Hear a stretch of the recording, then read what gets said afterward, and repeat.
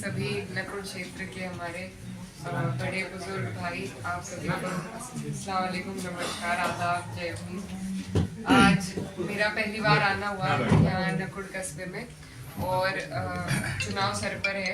मुझे पार्टी ने जिम्मेदारी दी है और बड़ी मुश्किल से मैं बताऊँ ये टिकट भी मिला है, क्योंकि सभी लोग ये पूछते हैं कि प्लस में क्या है।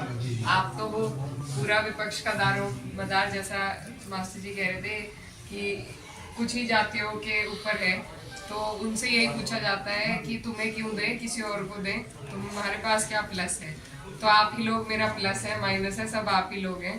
तो आपके बीच में मैं अपील करने आई हूँ कि आने वाले चुनाव में, ये चुनाव बहुत गंभीर चुनाव है और ये पिछले 2 टर्म से हम देख रहे हैं भाजपा की सरकार हम सबको किस तरीके से, क्या माहौल उन्होंने देश में बना दिया है सभी के लिए, और क्या विकास हुए हैं ये आप लोग सब जानते हैं। आपके क्षेत्र के क्या विकास हुए हैं, क्या मुद्दे उठे हैं, कौन आपका जनप्रतिनिधि है, कितना वो आपके बीच आए हैं, तो ये मुझे कहने की ज़रूरत नहीं, आप लोग इसे अच्छी तरह से वाकिफ़ हैं। और मैं ये कहना चाहती हूँ कि वो हमारे जो माननीय सांसद जी हैं वो ऐसी ताकत में है कि ऊपर भी उनकी सरकार है, नीचे भी सरकार है। इतनी ताकत आपके इलाके के किसी पहले रहे हुए सांसद को नहीं मिली और ना कभी आगे मिलेगी शायद। तो लेकिन उस हालत में भी उन्होंने जिस तरीके के काम उन्हें करने चाहिए थे, जो योजनाएं हमारे लोगों को मिल सकती थी, जो विकास यहाँ हो सकता था, ऐसा कुछ नहीं हुआ, क्योंकि बड़ी योजनाएं सरकार के द्वारा ही आती हैं। वो चाहते तो ला सकते थे लेकिन वो नहीं लाए, और ये लोग ना किसी के लिए काम करना चाहते हैं, ना किसी का भला करना चाहते हैं, बस समाज को बांटने की बातें इन्हें आती हैं और उसी के बलबूते पे ये चुनाव करते हैं। तो मेरी आप सबसे बस यही अपील है कि इस बार का चुनाव गंभीरता से आपको और हमें लड़ना है। ये बहुत अहम चुनाव है। 2024 का चुनाव राष्ट्र का चुनाव है, नीतियां बनती हैं इस चुनाव से।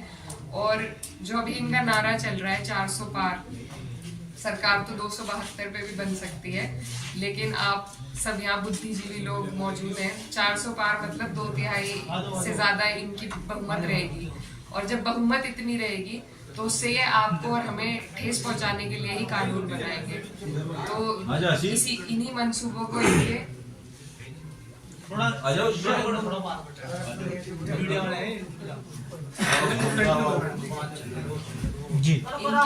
इन्हीं मंसूबों को विफल आपको और हमें मिलके करना है। ये आ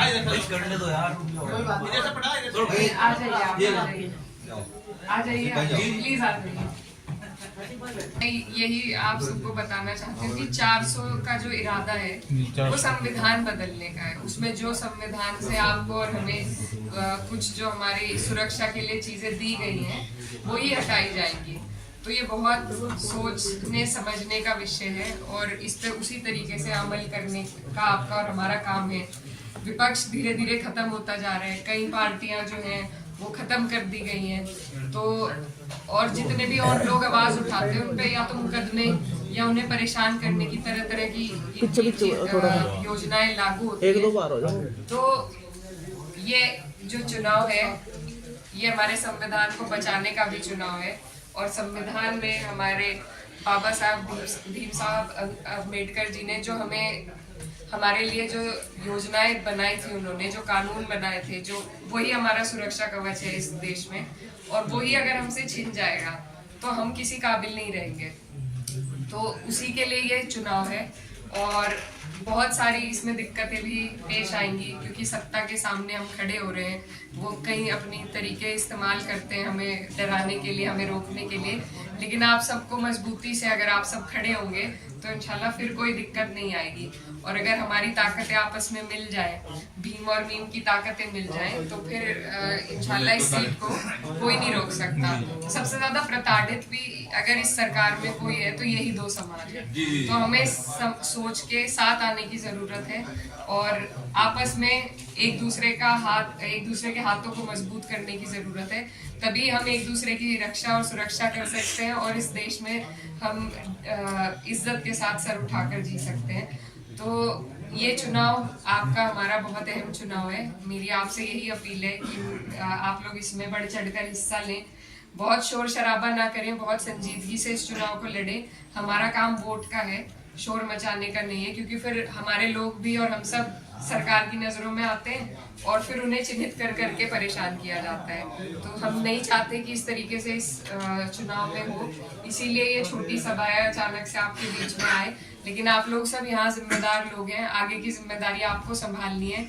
मैं इस क्षेत्र की भांजी हूँ और यहाँ सभी मेरे भाई हैं, मामा नाना हैं, तो और भी ज़्यादा अपेक्षाएं आप सबसे हैं। तो इस चुनाव में आप लोग कोशिश करें कि हम इस सीट को भाजपा से रोक सकें और मैं अपना पूरा फर्ज जो एक जनप्रतिनिधि का होता है, संसद तक आवाज़ उठाने का और आपके बीच में मजबूती से आपकी लड़ाई लड़ने का, वो निभाने की पूरी कोशिश करूंगी। तो यही इसी के साथ अपनी बातों को विराम देती हूँ।